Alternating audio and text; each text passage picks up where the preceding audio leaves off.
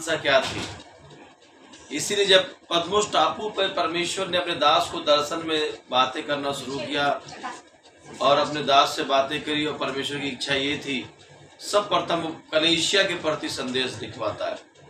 प्रकाशित वाक्य जब आप पढ़ोगे, परमेश्वर जो संदेश लिखवाना शुरू किया वो संदेश कलीसिया के प्रति था। इसलिए सबसे पहले जो संदेश प्रकाशित वाक्य जब आप पढ़ोगे तो उनने किसको दिया? कलीसिया को दिया, क्योंकि परमेश्वर जब आएगा तो कलीसिया को तो लेके जाएगा।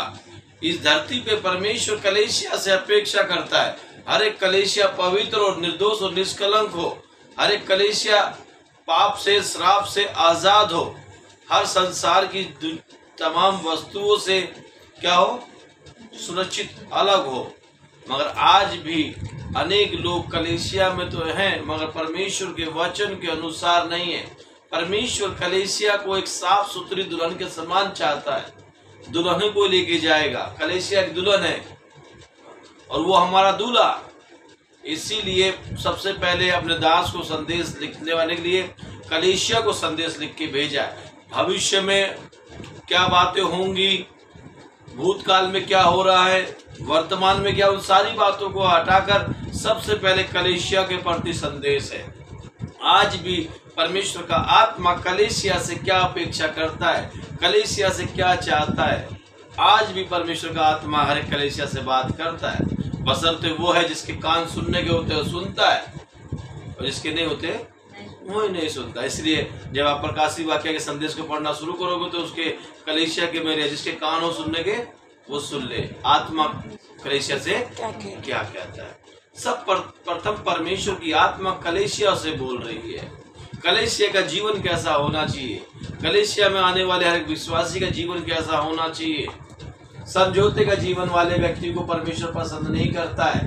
अगर आप पढ़ोगे, पढ़ना नहीं, प्रकाशित वाक्य जब आप पढ़ते हो 3 अध्याय के अंदर तो वहाँ लिखा हुआ है, ना तो ठंडा ना तो गर्म है, मैं तुझे उगलने पर हूँ। आज अनेक ऐसे विश्वासियों को परमेश्वर उगलने पर है, त्यागने पर है, जो ना तो ठंडे हैं और ना ही गर्म, वो बीच मझधारा के अंदर है। ठीक है, बीच मझधारा के अंदर है। इसलिए वचन पढ़ो, फिर आगे फटाफट पढ़ेंगे ना। प्रकाशित वाक्य 1 अध्याय उसकी 5 पद पढ़ो।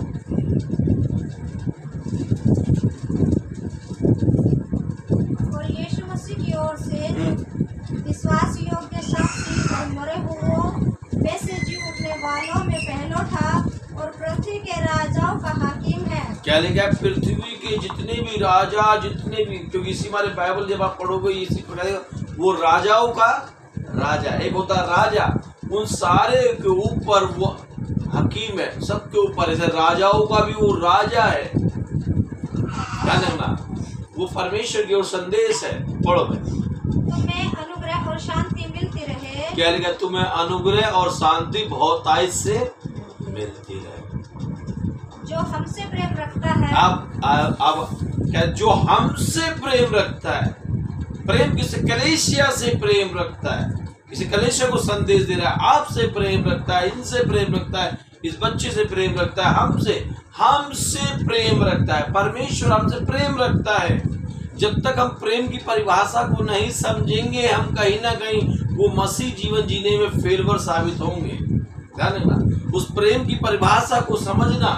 परमेश्वर आपसे प्रेम करता है, यही कारण है परमेश्वर अपने क्रोध को शांत किए हुए है, क्योंकि वो आपसे और हमसे प्रेम करता है। जबकि हमारे काम ऐसे हैं, उसके क्रोध को भड़काने वाले काम है, उसको क्रोध में लाने वाले काम है। हम परमेश्वर की इच्छा के अनुसार चल नहीं पा रहे, हम परमेश्वर के वचन के अनुसार आगे बढ़ नहीं रहे, उसका क्रोध भड़का रहे, मगर फिर भी परमेश्वर उसको सारी बातों को नजरअंदाज कर रहा है, क्योंकि वो हमसे प्रेम रखता है। क्या रखता है?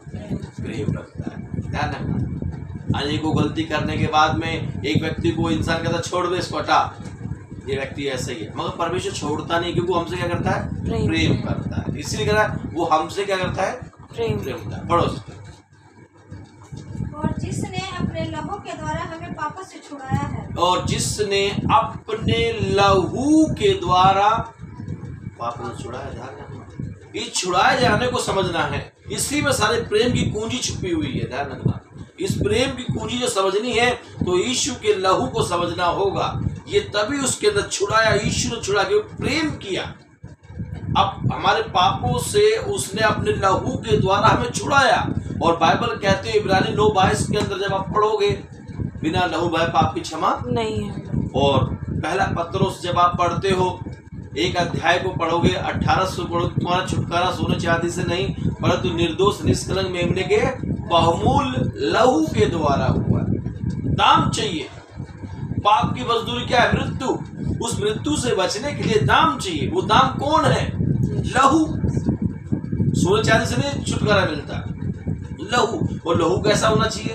निर्दोष निष्कलंक। इसी मारे जब आप वो पढ़ोगे, इब्रानी की पुस्तक पढ़ोगे, तो वहां क्या बकरों का, मेमनों का, बैलों के लहू सब समाप्त कर दिए। यीशु ने अपने ही बलिदान के द्वारा, एक ही बार बलिदान के द्वारा वो सारे बलिदान को क्या कर दिया? उसने पूरा कर दिया। अब कोई बलिदान बाकी नहीं है। इसी मारे इब्रानी की पुस्तक 6वां अध्याय जब आप पढ़ोगे तो वहां लिखा हुआ, यदि जो व्यक्ति उस परमेश्वर के स्वर्गीय वरदानों का स्वाद चख चुका है, उसकी सामर्थ का स्वाद चख चुका है, यदि वो व्यक्ति भटक जाए तो उसका मन फिराना अनहोना है। 6वां जब आप पढ़ोगे ना 2 से, वहां मिलेगा। उसी प्रकार से परमेश्वर ने अपने लहू के द्वारा हमें छुड़ाया है। जो लहू हमारा बहना चाहिए था, वो लहू परमेश्वर ने बहाया, क्योंकि परमेश्वर आपसे और हमसे क्या करता है? प्रेम करता है। ये प्रेम की वजह है।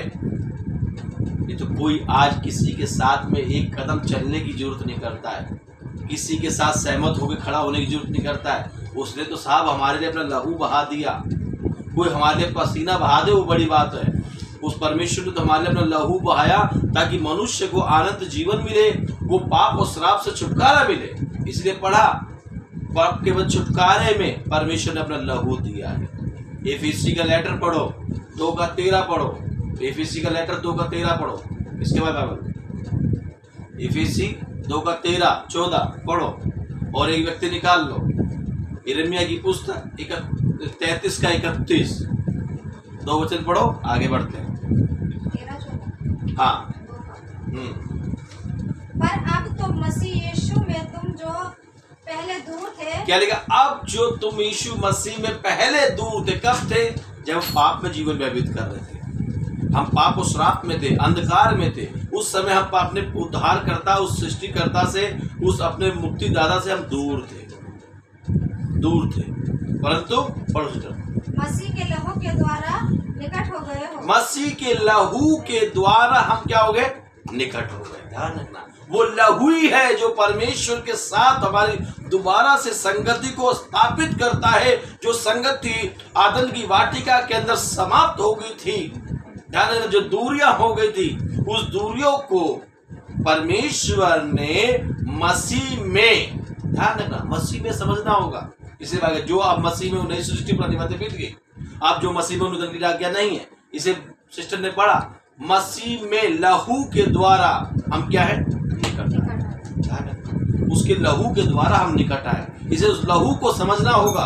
यही वो परमेश्वर का प्रेम, जो परमेश्वर से बिगड़े हुए संबंध को उस लहू के द्वारा दोबारा से स्थापित कर दिया। इसलिए 2 कुरिन्थियों 5वां अध्याय जब आप पढ़ोगे, वह 19 में लिखा हुआ है, परमेश्वर हमारे द्वारा क्या कर रहा है? विनती कर रहा है कि उसके साथ में क्या कर लो?